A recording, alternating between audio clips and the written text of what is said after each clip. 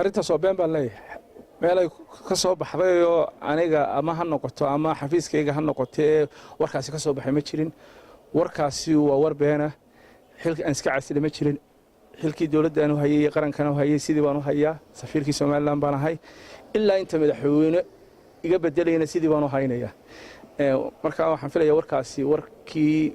ayaamahan ba socday beenta ahaa ayaamahan ba saxaafadda ku arkayna ama xuutiyin ha noqdo ama kila laha military base baa lagu joojiyay inuu karena daba socdo warkaas aan ku jawaabaya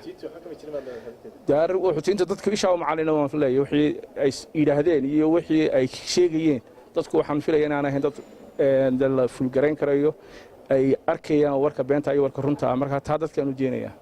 madaxweynaha iyo adiga ka dhaxeeyay ما جرى حليل كمدحونه ومدحونه أن لصوا شقيني ومدحونه أود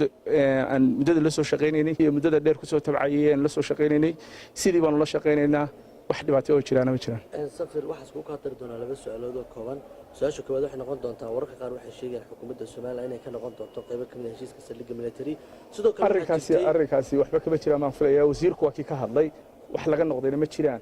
heshiisku waa sidii uu wasiirku sheegay baarlamaanka laga ansixiyay dawladuna sidii baa u ixtiraamaysaa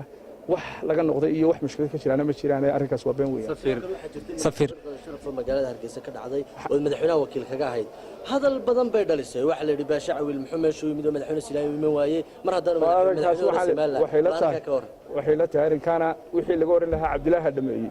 arrinkaas rag wada qadeynayo tiib wada qadeynayo baahay wixii la yirina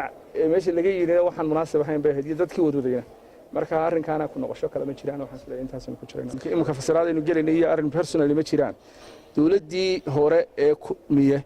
waxay ahayd dawlad 7 sano soo shaqeynaysay waxtarkeedii iyo horumarkeedii wixii ay qabatana waa waxa lagu doortay dawladdan cusub dadka kala saaraya leh dawladdii hore xumayda tan cusub sheegaya